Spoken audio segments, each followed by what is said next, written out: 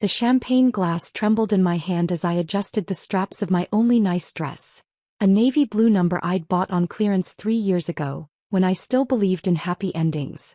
The fabric had grown slightly loose around my waist, a testament to the countless meals I'd skipped to stretch our budget just a little further. Tonight was supposed to be our night. Our triumph. I stared at my reflection in the bathroom mirror of the upscale restaurant where Wyatt's graduation celebration was being held. The fluorescent lighting cast harsh shadows under my eyes, making the exhaustion I'd been carrying for 4 years impossible to hide. My hands, once soft and manicured, now bore the calluses of countless double shifts, rough patches that told the story of a woman who had sacrificed everything for love. The door to the bathroom swung open and laughter spilled in from the dining room beyond. His family. His colleagues. His new world.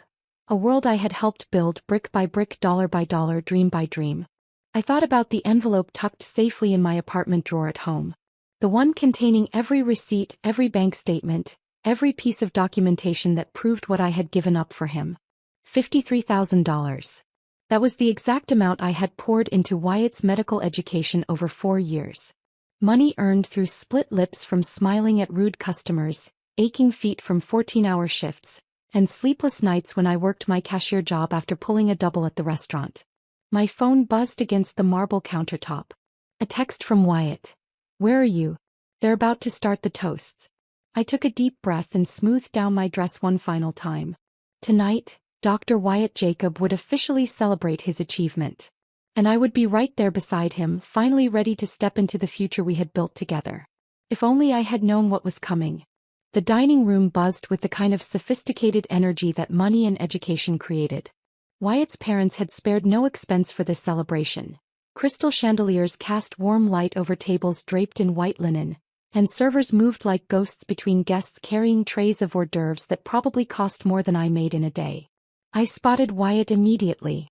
He stood near the head table, looking devastatingly handsome in his tailored black suit, the one I had helped him pick out and pay for just last month. His dark hair was perfectly styled, his smile bright and confident as he shook hands with professors and potential colleagues. This was his moment to shine. "Layla." His voice carried across the room as he spotted me. "There you are." I made my way through the crowd, accepting congratulations from people I'd never met but who somehow knew about my role in Wyatt's success. "You must be so proud," an elderly woman in pearls said, patting my arm. "Wyatt told us how supportive you've been." Supportive. Such a small word for such a monumental sacrifice. Wyatt's arm wrapped around my waist as I reached his side, and for a moment, everything felt right. This was what I had worked for. This moment when we would stand together, triumphant. "Everyone," Wyatt's father, Mr. Anthony Jacob, called out, tapping his wine glass with a silver knife. "If I could have your attention, please." The room fell silent. Wyatt squeezed my hand and I felt a flutter of anticipation in my chest. This was it. The moment when Wyatt would acknowledge everything I had done, when he would tell his family and friends about the sacrifices we had made together. When he would finally ask me to marry him now that his career was secured. "As you all know," Mr. Jacob continued, "we're here tonight to celebrate my son's incredible achievement. 4 years of medical school, outstanding grades, and now a prestigious residency at Metropolitan General Hospital. Wyatt, we couldn't be more proud." Applause filled the room. Wyatt's smile widened and he stood a little straighter beside me. "But I think Wyatt has something he'd like to say," his father continued, gesturing toward his son. Wyatt released my hand and stepped forward, accepting a microphone from one of the servers. His eyes swept across the room, pausing briefly on me before moving on. Something cold settled in my stomach, though I couldn't yet name it. "Thank you all for being here tonight," Wyatt began, his voice carrying the confidence of someone who had never doubted his place in the world. 4 years ago when I started this journey, I knew it would be challenging. I knew I would need support, dedication, and sacrifice. I nodded, my heart swelling. "Here it comes. I want to thank my parents first and foremost for believing in me, for their financial support, their emotional support, and for never letting me doubt that I could achieve my dreams." "Wait, financial support?" I blinked, confusion clouding my thoughts. His parents had helped with living expenses during his first year, but after that, I also want to thank my professors, my mentors, and my fellow students who challenged me to be better every day. The cold feeling in my stomach spread to my chest. Why wasn't he mentioning me? Where was the acknowledgement of my 60-hour work weeks, my empty savings account, my sacrifice? Wyatt's eyes found mine across the room, and for a split second, I saw something there that made my blood freeze. Not love. Not gratitude. Not even guilt. It was pity. And finally, Wyatt continued, his voice taking on a different tone, sharper, more distant, I want to acknowledge Layla. Relief flooded through me. Here it was. Finally. Layla has been a part of my journey. She's worked very hard and I appreciate everything she's done. The words hung in the air like smoke, vague and insubstantial. Worked very hard. Appreciate everything she's done? I felt like I was hearing someone else's story, not my own. But Wyatt wasn't finished. However, as I begin this new chapter of my life as a physician, I realize that I need to make some difficult decisions about my future. The room had gone completely silent. Even the servers had stopped moving, sensing the tension that was building like a storm cloud overhead. Layla, Wyatt said, his eyes meeting mine directly now. You've been there for me during my student years and I'll always be grateful for that. But the truth is, as a doctor, I need a partner who can match my professional and social standing. Someone who understands the demands of my career, who can navigate the social expectations that come with my position. The words hit me like physical blows. I could feel the blood draining from my face, my hands beginning to shake. A waitress and a cashier. He paused, letting the words sink in, making sure everyone understood exactly what he was saying. Simply doesn't fit into the world I'm entering now. I need someone of my own class, someone who can be an asset to my career rather than a liability. The silence stretched on forever. I could feel dozens of eyes on me, some shocked, some pitying, others simply curious to see how I would react. Wyatt's mother had covered her mouth with her hand, though whether from shock or to hide a smile I couldn't tell. His father looked uncomfortable but not surprised. They had known. They had all known this was coming. So tonight, Wyatt continued, raising his champagne glass high, while we celebrate my achievement, I also want to announce that I'll be starting my residency as a single man, ready to build the kind of life and relationships that befit my new status as a physician. He looked directly at me one final time. Thank you, Layla, for your service. But this is goodbye. The room erupted in uncomfortable murmurs. Someone gasped audibly. I felt hands reaching for me, voices asking if I was okay, but it was all filtered through a haze of humiliation and disbelief. 4 years of my life, my youth, my money, my dreams. 4 years of believing that we were building something together, that his success would be our success, that love was enough to bridge any gap between us. I had been so naive. Wyatt was still standing there, champagne glass raised, waiting for the room to toast his freedom. His expression was expectant, almost impatient, as if he was annoyed that I hadn't already made a graceful exit. That's when something shifted inside me. The crushing humiliation was still there, the heartbreak still threatened to drown me, but beneath it all, a different emotion was rising. Something harder, colder, more dangerous than grief. I reached for my own champagne glass with steady hands. The room watched, waiting to see if I would break down, storm out, or beg for another chance. Instead, I raised my glass with a smile that probably looked serene to everyone watching. Only I could feel how it cut across my face like a blade. To your success, Wyatt, I said, my voice carrying clearly across the silent room. To getting exactly what you deserve. I took a sip of champagne, tasting the bubbles mixed with something bitter and metallic, blood from where I had bitten my tongue to keep from screaming. Then I set down my glass, walked through the crowd of stunned guests, and left the restaurant with my head held high and my heart planning revenge. Before we continue, please write in the comment which country you are watching this video. We love knowing where our global family is tuning in from. And if this is your first time on this channel, please subscribe. Your support helps us bring even more epic revenge tales of life. Enjoy listening. I made it exactly 3 blocks before the adrenaline wore off and reality crashed over me like a wave. I ducked into an alley between 2 buildings and pressed my back against the brick wall, finally allowing myself to feel the full weight of what had just happened. The sobs came in great heaving waves that shook my entire body. 4 years. 4 years of love, sacrifice, hope, and dreams, all discarded in front of a room full of strangers like I was nothing more than an old textbook he no longer needed. But it wasn't just the humiliation, though, that burned like acid in my throat. It was the casual cruelty of it all. The way he had planned this moment, probably rehearsed it. The way his family had known and said nothing. The way he had let me believe, right up until the last second, that we were celebrating together.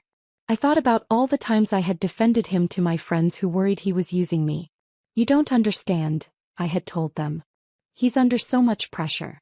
Once he becomes a doctor, everything will be different." They had been right. Everything was different now. I was alone, broke, and publicly humiliated. And Wyatt was free to start his new life without the embarrassment of a working-class girlfriend holding him back. My phone buzzed. A text from an unknown number. I saw what happened. "I'm so sorry. Rebecca." Wyatt's cousin. The quiet one who always sat in the corner at family gatherings, observing rather than participating. She had been there tonight, witnessed my destruction along with everyone else. Another buzz. "Can we meet tomorrow? There are things you should know." I wiped my eyes and straightened my shoulders. Whatever Rebecca wanted to tell me could wait. Right now, I needed to go home, lock my door, and figure out how to rebuild my life from nothing. But as I walked the 12 blocks to my tiny studio apartment, I couldn't afford the cab fare. Something began to crystallize in my mind. A memory from 6 months ago, when Wyatt had been stressed about his medical board applications.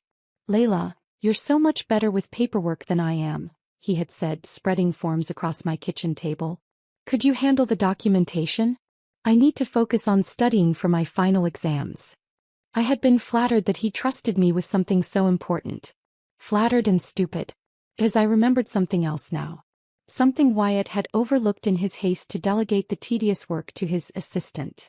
A discrepancy in the dates, a detail that hadn't seemed important at the time but that I had noticed and corrected. Or had I? I fumbled for my keys outside my apartment door, my hands suddenly steady despite everything that had happened. Inside, I went straight to my desk drawer and pulled out a manila folder, my copies of everything I had filled out for Wyatt over the years. Applications, forms, documents, transcripts, requests. And there, in the medical board licensing application, was the detail that could change everything. Wyatt's undergraduate transcript showed he had completed his degree in May of his senior year. But the medical school application I had filled out for him listed his graduation date as the previous December. A mistake I had caught at the time but had been too rushed to correct properly. Instead, I had simply noted the discrepancy on a sticky note attached to the form, intending to fix it later. But Wyatt had been so impatient to submit everything, and I had been working a double shift the next day, and somehow, the application had been submitted with the incorrect date. The medical school had accepted him based on transcripts that didn't match the graduation date on his application. And now, that same erroneous information had been used for his medical board licensing. It was a small thing. A minor administrative error that most people would have caught and corrected by now. But Wyatt had been so focused on the important parts of his education, the studying, the networking, the building of his image, that he had never bothered to double-check the paperwork his girlfriend had handled for him. The same girlfriend he had just discarded like garbage in front of 50 people. I stared at the documents spread across my table, my heart beating faster as the full implications became clear. This wasn't just a mistake. This was a time bomb, and I was the only one who knew it existed. And as of tonight, I was the only one who had any reason to defuse it. My phone rang, jarring me from my thoughts. Wyatt's name appeared on the screen, probably calling to make sure I wasn't going to make a scene or embarrass him further. I let it ring. It rang again 5 minutes later. Then again. Then again. By the fourth call, curiosity got the better of me. I answered. "Layla, thank God." Wyatt's voice was strained, lacking the confident tone he had used just hours earlier. "Look about tonight." "Congratulations, Dr. Jacob," I said, my voice artificially bright. "How does it feel to be free of your liability?" "Layla, please. I know tonight was difficult, but surely you understand that I had to make a clean break. For both our sakes." "Oh, I understand completely. You're absolutely right. We're from completely different classes now." There was a pause. "I'm glad you see it that way. I was worried you might react badly." "React badly?" I laughed, and the sound surprised even me with its genuine amusement. "Wyatt, why would I react badly to getting exactly what I deserve? That's That's very mature of you, Layla. I knew you'd understand eventually. I understand perfectly. In fact, I understand so many things now that I didn't before. Another pause, longer this time. What do you mean? Nothing you need to worry about, Dr. Jacob. After all, you have a career to focus on now. A very important, very prestigious career that requires your complete attention. Layla, you're starting to sound. I have to go, Wyatt. I have a busy day tomorrow. Good luck with everything. I hung up before he could respond and turned off my phone. Then I spread the documents out on my table again and began to plan. The next morning, I dressed carefully for my meeting with Rebecca. Not in my work clothes or my one nice dress, but in something in between. Jeans and a sweater that suggested I was doing fine, thank you very much, despite having my life destroyed the night before. We met at a small cafe downtown, the kind of place where Wyatt would never think to look for either of us. Rebecca was already there when I arrived, nursing a cup of coffee and looking nervous. Layla, she said, standing as I approached. I'm so sorry about last night. I wanted to say something, but it wasn't your place, I finished, sitting down across from her. I get it. Family loyalty and all that. Rebecca flinched. It wasn't loyalty. It was cowardice. I should have warned you. Warned me about what, exactly? She took a deep breath. Wyatt's been planning this for months. Ever since he got accepted to his residency program. He told my mom that he needed to upgrade his image before starting his career. Said he couldn't afford to be associated with working-class trash like me? Those weren't his exact words, but... She nodded miserably. Layla, I want you to know that not everyone in the family agreed with what he did. The way he did it was cruel and unnecessary. I sipped my coffee, processing this information. But you all knew it was coming. We knew he was going to break up with you. We didn't know he was going to humiliate you publicly like that. Rebecca leaned forward. There's something else you should know. Last month, at my cousin Jake's wedding, Wyatt was already introducing himself as single to some of the other doctors' daughters who were there. The coffee turned bitter in my mouth. I see. He's already started dating someone new. Dr. Ruby Gabriel. She's a surgeon's daughter, went to Yale, very appropriate for someone of Wyatt's new status. I set down my cup carefully, fighting the urge to throw it across the room. How long? 3 weeks, maybe more.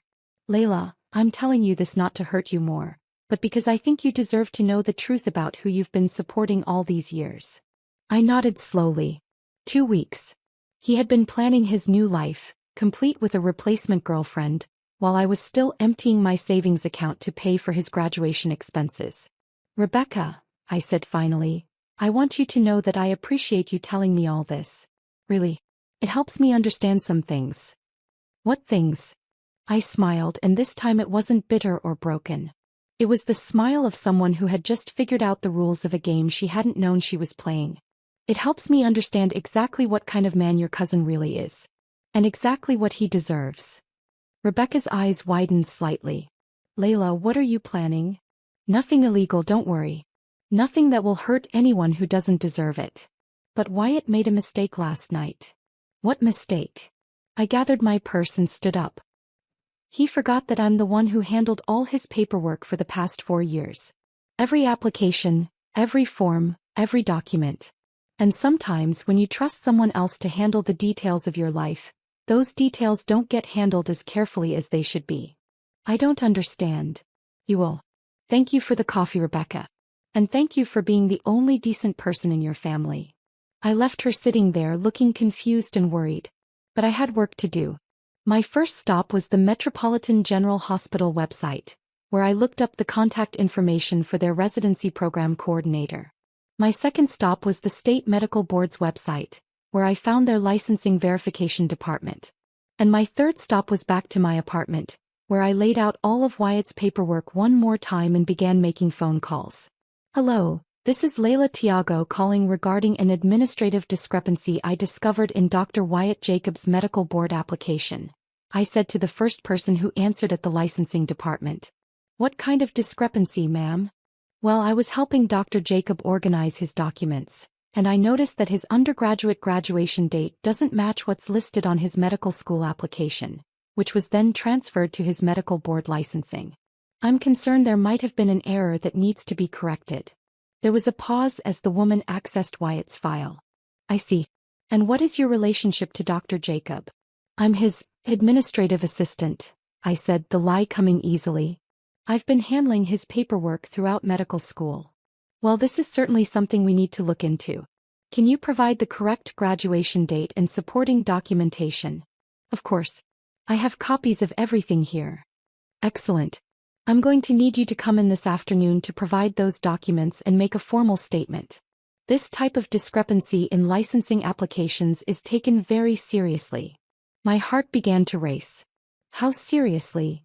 If there's been misrepresentation on the application, it could result in suspension or revocation of the medical license, depending on the circumstances and whether it was intentional. Perfect. I'll be there at 2 o'clock, I said. My next call was to Metropolitan General Hospital. Residency Program Coordinator's office. This is Evelyn speaking. Hi Evelyn, this is Layla Tiago calling about one of your incoming residents, Dr. Wyatt Jacob. I'm afraid there's been an administrative error discovered in his medical board licensing that might affect his ability to start his residency. What kind of error? Apparently there's a discrepancy in his graduation dates between his undergraduate transcript and his medical school application. The medical board is reviewing his license right now to determine if it was misrepresentation. Oh my, that's very serious. Is his license in jeopardy? I honestly don't know. I'm just the person who discovered the error while organizing his documents. I thought you should be aware in case it affects his start date.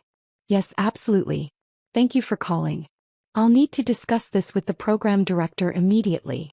Do you have a contact number where Dr. Jacob can be reached? I gave her Wyatt's number with a smile in my voice. He should be available all day today.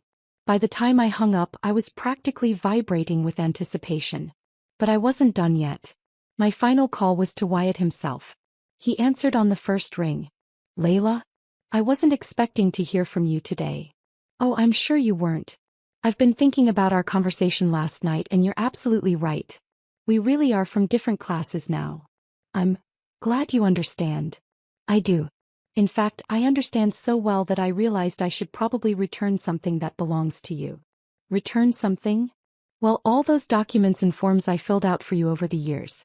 I made copies of everything, just to be safe. But since you don't need my help anymore, I figured you should have them back. There was a long pause. Layla, what exactly are you talking about? Oh, just your medical school applications, your board licensing forms, your residency applications. All the paperwork that was too tedious for someone of your intellectual caliber to handle personally.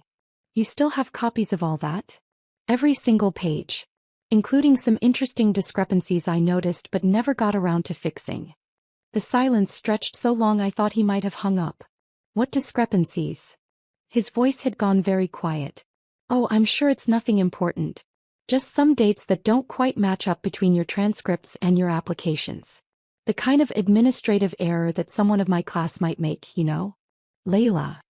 His voice was sharp now, all pretense of politeness gone. What have you done? Me? I haven't done anything, Wyatt. I simply noticed an error and reported it to the appropriate authorities. After all, I would hate for someone of your caliber to have their reputation damaged by sloppy paperwork. You reported it? To who? To the medical board, of course. And to Metropolitan General, since they should probably know if there are questions about their incoming residents' licensing. I mean, I'm just a waitress, but even I know that kind of thing is important. I could hear his breathing getting faster. Layla, listen to me very carefully. Whatever you think you're doing, you need to stop. This could ruin my entire career. Could it? That seems like quite an overreaction to a simple administrative error. Unless, of course, it's not actually an error. You know damn well it's an error. You're the one who filled out those forms. I'm the one who filled out those forms according to the information you gave me, Wyatt. If there were mistakes, perhaps you should have been more careful about the details instead of leaving them to your liability to handle. Layla, please. I know you're angry about last night, but this isn't the way to handle it. You could destroy everything I've worked for. Everything we worked for, I corrected. Or did you forget whose money paid for that education you're so proud of? I'll pay you back. Every penny. With interest. Will you? That's very generous. Unfortunately, money can't buy back 4 years of my life, can it? What do you want? Tell me what you want and I'll do it. I leaned back in my chair, savoring this moment. Wyatt Jacob, the man who had publicly declared me beneath his notice, was begging me for help. I want you to understand something, Wyatt. Last night you said I wasn't your class anymore. You were wrong. I was wrong. I was completely wrong. Layla, I was never your class. I was always better than you. I just didn't realize it until you showed me exactly what kind of person you really are. Layla, please. I have to go, Wyatt. I have an appointment at the medical board at 2 o'clock. They want to hear about how all your paperwork got filled out. I'm sure they'll find it very interesting. Don't do this. I'm begging you. Remember what you said last night? Thank you for your service, but this is goodbye. I hung up and turned off my phone. The medical board office was a sterile place filled with fluorescent lights and government-issue furniture. I sat across from Mrs. Florence, a middle-aged woman with kind eyes and a no-nonsense attitude, as she reviewed the documents I had brought. So you filled out all of these applications on Dr. Jacob's behalf? She asked. Yes, ma'am. He was very busy with his studies and asked me to handle the administrative work. And you noticed this discrepancy in graduation dates at the time? I did. I made a note about it, intending to correct it, but Dr. Jacob was anxious to submit the applications quickly, and I was working 2 jobs at the time. Somehow it slipped through. Mrs. Florence nodded, making notes in Wyatt's file. And you're just bringing this to our attention now because? I had prepared for this question. Because last night I realized that I might not be seeing Dr. Jacob anymore, and I thought I should make sure all his paperwork was in order before I moved on. I would hate for any mistakes I made to hurt his career later. It wasn't entirely a lie. I see. Well, this is definitely something we need to investigate thoroughly. Misrepresentation on medical board applications, even unintentional, is a serious matter. What happens now? We'll need to verify his actual graduation date with his undergraduate institution, review his medical school admission process, and determine whether this discrepancy constitutes grounds for license suspension or revocation. How long does that take? Several weeks at minimum. In the meantime, Dr. Jacob's license will be temporarily suspended pending the investigation. My heart soared, but I kept my expression neutral. I see. And if it was just an innocent mistake? If we determine that it was an unintentional error with no intent to deceive, he'll likely face some administrative penalties but keep his license. However, if we find evidence of intentional misrepresentation... She didn't need to finish. I understood. Thank you for bringing this to our attention, Ms. Tiago. It takes courage to report these kinds of issues, especially when it involves someone close to you. I just want to do the right thing, I said, and for the first time in this whole process that was completely true. My phone had 17 missed calls from Wyatt by the time I turned it back on. 17 increasingly frantic voicemails begging me to call him back, to fix this, to explain to the medical board that it was all a mistake. But I wasn't ready to talk to him yet. First, I had one more stop to make. The Metropolitan General Hospital Residency Office was buzzing with activity when I arrived. Dr. Amanda Cameron, the program director, had agreed to see me on short notice after my morning phone call. Ms. Tiago, thank you for coming in. This situation with Dr. Jacob is very concerning. I imagine it is. I'm sorry to be the bearer of bad news. We've been trying to reach Dr. Jacob all day, but his phone seems to be going straight to voicemail. I bet it was. Wyatt was probably too busy panicking to answer calls from the hospital. Is there anything you can tell us about this licensing issue? Dr. Cameron asked. We need to understand the severity of the situation before Dr. Jacob is scheduled to start his residency next month. I wish I could be more helpful. All I know is what the medical board told me, that they need to investigate the discrepancy thoroughly before they can confirm his licensing status. And you don't have any insight into whether this was an intentional misrepresentation? I paused as if considering the question carefully. Dr. Jacob is very ambitious. He's always been focused on advancing his career, sometimes to the exclusion of other considerations. Whether that extends to cutting corners on paperwork, I honestly couldn't say. Dr. Cameron made a note. We may need to postpone his residency start date pending the outcome of this investigation. We simply can't have unlicensed physicians in our program. I understand completely. Patient safety has to come first. Exactly. Thank you for bringing this to our attention, Ms. Tiago. Many people wouldn't have bothered, especially given that it might harm someone they care about. Dr. Jacob and I have different perspectives on what constitutes caring about someone, I said. I was making dinner in my tiny kitchen when Wyatt finally showed up at my door. I could hear him pounding on it from down the hall, could hear him calling my name with increasing desperation. I took my time answering.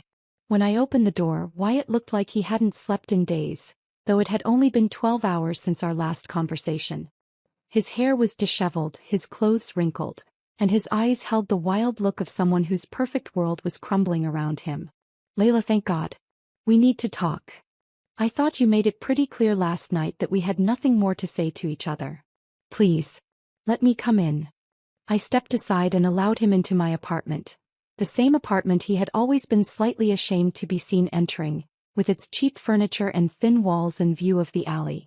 Layla, you have to fix this. The medical board suspended my license pending investigation. Metropolitan General postponed my residency. My entire career is on hold because of a simple paperwork error. That sounds serious. Have you considered hiring someone of your own class to help you with this?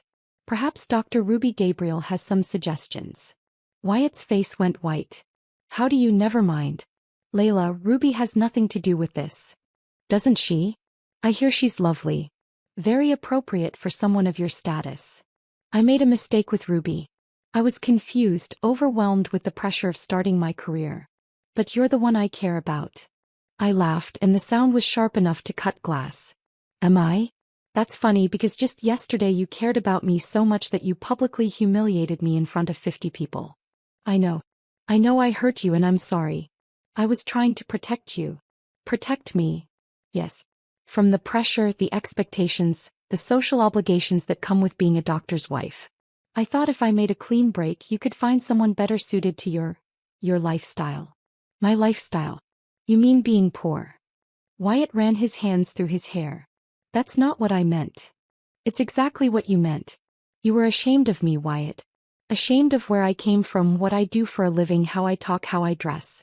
You wanted all the benefits of my sacrifice without any of the social cost. That's not true. Isn't it?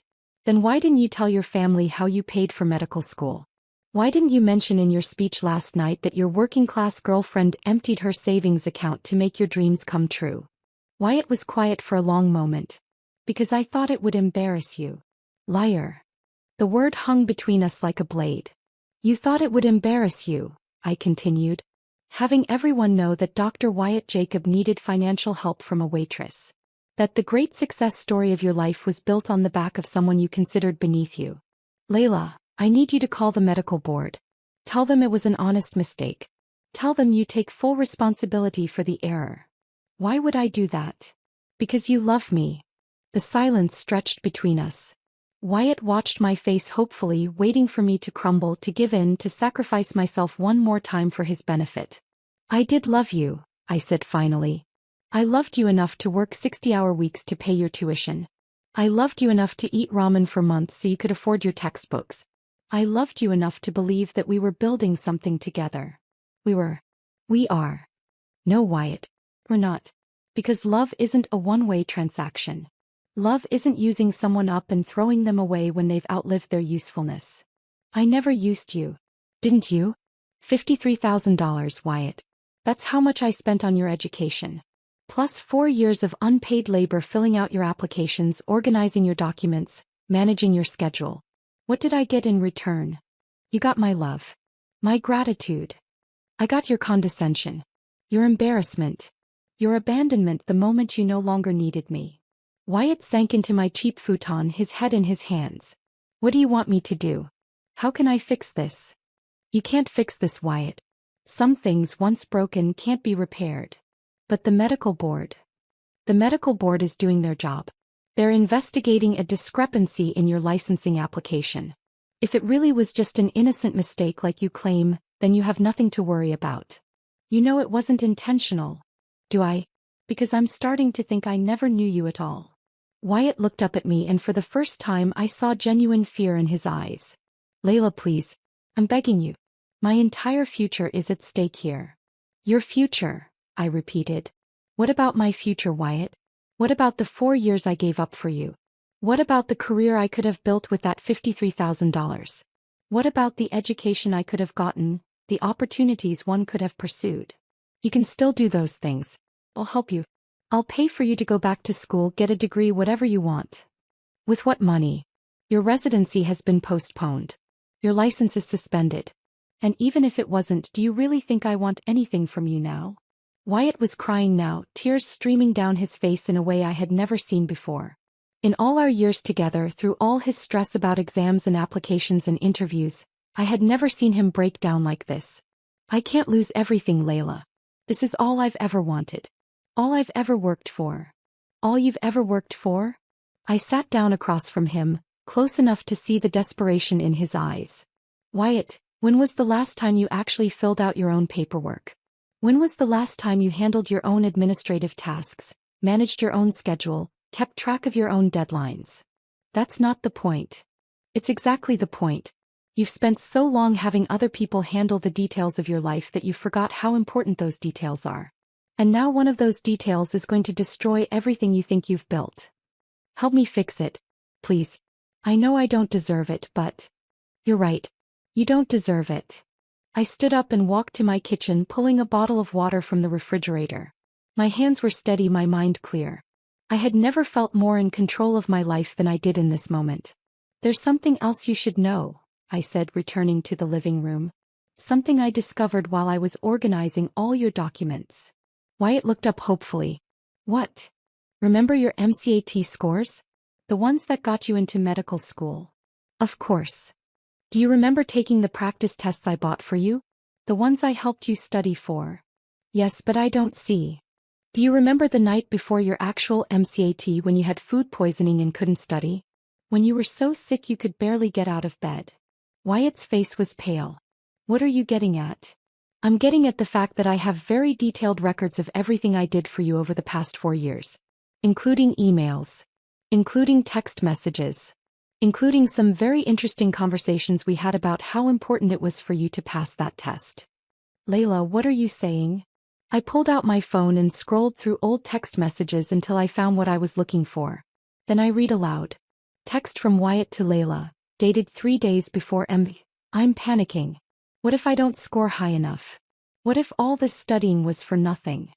Text from Layla to Wyatt. Don't worry. I'll help you however I can. We'll figure it out together. I looked up at Wyatt. Remember what we figured out? The color drained completely from his face. We didn't. Didn't what, Wyatt? We never discussed cheating. I would never. Wouldn't you? Because I have a very clear memory of you asking me to help you during the exam. And I have an even clearer memory of telling you that I wouldn't compromise my integrity for anyone, not even you. That's right. You refused. So nothing happened. Nothing happened because I refused. But the fact remains that you asked. The future Dr. Wyatt Jacob asked his girlfriend to help him cheat on the most important exam of his career. Wyatt was shaking now. You can't prove that. It's just your word against mine. I smiled and held up my phone. Actually, I can prove it. I kept screenshots of all our conversations. Call it a quirk of my working-class paranoia. I like to have documentation of important things. You're bluffing. Am I? Do you want to find out? Because I'm pretty sure the medical board would be very interested in evidence that you attempted to cheat on your MCE, even if the attempt was unsuccessful. Wyatt stared at me in horror. You wouldn't. I wouldn't what? Tell the truth about the kind of person you really are? About your complete lack of integrity? About your willingness to use and discard people? That's not who I am. Isn't it? Because from where I'm sitting it looks like a pattern. You used me to pay for your education. You used me to handle your paperwork. You tried to use me to cheat on your MC. And when you didn't need me anymore, you discarded me like trash. I made mistakes. I was young, I was under pressure. We're the same age, Wyatt. I was under the same pressure working multiple jobs to support both of us. But somehow I managed to maintain my integrity. Wyatt buried his face in his hands again. What do you want from me? I want you to understand what you've lost. Not just your license, not just your residency, not just your career. You've lost the only person who ever truly believed in you. The only person who sacrificed everything for your dreams. I know. I know I lost you and I'm sorry. I'm not talking about losing me romantically, Wyatt. I'm talking about losing me as a human being who cared about your success. Do you have any idea what it feels like to discover that someone you loved never saw you as an equal? Never saw you as worthy of respect? I walked to my desk and pulled out a folder. A different folder than the one containing his medical documents. Do you know what this is? I asked, holding it up. Wyatt shook his head. This is every receipt, every bank statement, every record of every penny I spent on your education. Organized by date, categorized by type of expense, with a running total at the bottom. I opened the folder and pulled out a single sheet of paper. $53,472. That's the exact amount I invested in your future. Our future, I thought at the time. I'll pay you back. Every cent with interest. With what money, Wyatt? Your suspended license? Your postponed residency? Your brilliant career that's currently hanging by a thread. I walked back to the kitchen and poured myself a glass of wine. Wyatt watched every movement, looking like a condemned man waiting for his sentence. You know what the ironic thing is? I said, taking a sip.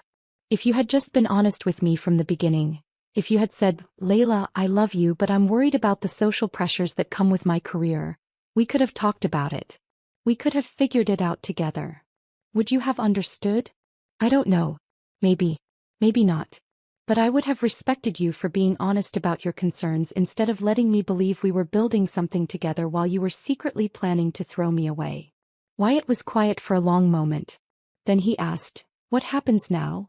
Now you learn what it feels like to have your future decided by someone else's choices. Just like you decided my future for me last night. Are you going to tell the medical board about the MCAT thing? I considered the question seriously. I don't know yet. It depends. On what? On whether you can convince me that you've learned anything from this experience. That you understand the kind of person you've become. I understand.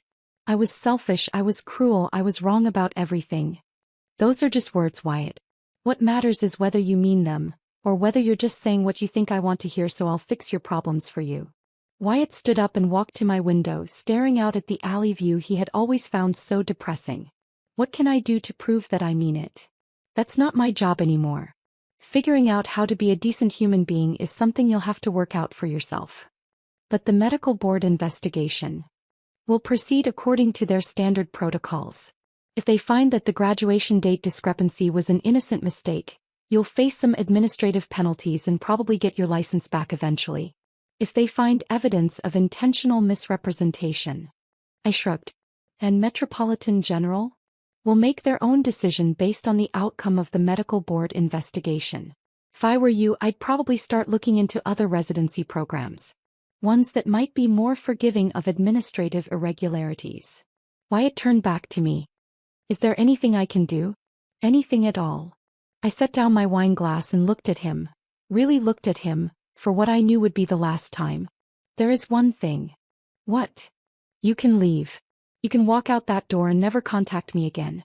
You can let me rebuild my life in peace without having to worry about you showing up to ask for more help whenever your next crisis hits. Layla. You can give me what you should have given me 4 years ago. The respect to make my own choices about my own life. Wyatt stared at me for a long moment. I could see him struggling, part of him still hoping he could find some angle, some argument, some way to manipulate me into saving him one more time. But I wasn't the same woman who had walked into that graduation party 24 hours ago. That woman was gone, destroyed along with her naive belief that love was enough to overcome any obstacle. The woman standing here now knew exactly what she was worth. And she knew that Wyatt Jacob had never deserved her. Goodbye, Wyatt, I said, walking to the door and opening it. He stood there for another moment, looking lost and desperate. Then finally he walked toward the door. As he reached the threshold, he turned back one more time. I did love you, Layla. In my own way. I looked at him with something that might have been pity if I had any left to spare. No, Wyatt. You didn't. You loved what I could do for you. There's a difference. 6 months later, I was organizing inventory in the back room of Chapter and Verse, my small used bookstore, when Rebecca stopped by with coffee and news. I thought you should know, she said, settling into the reading chair I kept by the back window. Wyatt's medical license was officially revoked yesterday. I looked up from the box of books I was unpacking. Revoked? Not just suspended. The medical board found evidence of intentional misrepresentation on multiple applications. Apparently, the graduation date thing was just the tip of the iceberg. Once they started digging, they found several other discrepancies. I nodded, feeling surprisingly little satisfaction at the news. The anger that had sustained me through those first few months had gradually faded into something more like indifference. And the MC thing? I asked. Rebecca raised an eyebrow. You never reported that. No. I decided it wasn't necessary. The other evidence was sufficient. That was generous of you. It wasn't generosity. It was closure. I didn't want to carry that anger around anymore. Rebecca sipped her coffee and looked around at the bookstore I had built with the money Wyatt had eventually scraped together to pay me back. Partial payment anyway, though it was enough to make the down payment on this place. You know he's been asking about you, she said. Has he? He wanted to know if you'd gotten his letters. I had gotten his letters. 3 of them over the past 6 months, each one more desperate than the last. I had read them once and then filed them away in the same folder where I kept all the documentation from our relationship. History, nothing more. He's working as a medical equipment salesman now, Rebecca continued. Making decent money actually, but he's different. Smaller somehow. Like something essential got taken out of him. Maybe something that needed to be taken out, I said, returning to my books. Maybe. Layla. Yes. I'm proud of you. For all of this. She gestured around the bookstore. For not letting what he did destroy you. I smiled. He didn't destroy me, Rebecca. He just cleared away the illusion so I could see who I really was underneath. And who are you? I looked around at my bookstore. Small but mine, filled with stories of people who had overcome worse things than heartbreak and betrayal. Through the front window I could see the busy street where my neighbors stopped by regularly, where I had built something real and lasting with my own 2 hands. I'm someone who doesn't need anyone else to validate my worth, I said. I'm someone who learned that the best revenge isn't destruction. It's becoming so much more than the person who hurt you ever imagined you could be. Rebecca finished her coffee and stood to leave. Will you ever forgive him? I considered the question as I had many times over the past 6 months. I already have, in a way. Not because he deserves it, but because I deserve to be free of him completely. That's very mature. No, I said, smiling as I shelved the rescued Jane Eyre next to other stories of women who had survived and thrived. That's just very, very expensive education. The most expensive education I ever bought. But unlike Wyatt's education, this one was worth every penny. After Rebecca left, I stood behind the counter of my bookstore, watching the late afternoon sun slant through the windows, and felt something I hadn't experienced in years. Complete contentment with my life exactly as it was. My phone buzzed with a text from Brooks, the literature professor who had become a regular customer and recently more than that. Dinner tonight? I found a restaurant I think you'll love. I texted back. Yes. But somewhere that serves more than just ramen. His response made me laugh, I promise. Nothing but the finest cuisine for the woman who taught me that used books have the best stories. I closed the shop early, walked home to my new apartment, larger now with actual furniture and a view of the park instead of an alley, and got ready for dinner with a man who valued my mind, respected my choices, and had never once suggested that I wasn't good enough for any world I chose to enter. As I put on my earrings, new ones bought with my own money from my own business, I caught sight of myself in the mirror and barely recognized the confident woman looking back at me. She looked like someone who had learned that the best revenge wasn't bringing someone else down to your level. It was rising so far above them that they became irrelevant. And Wyatt Jacob had become completely, utterly, blessedly irrelevant to my story. The story that was just beginning.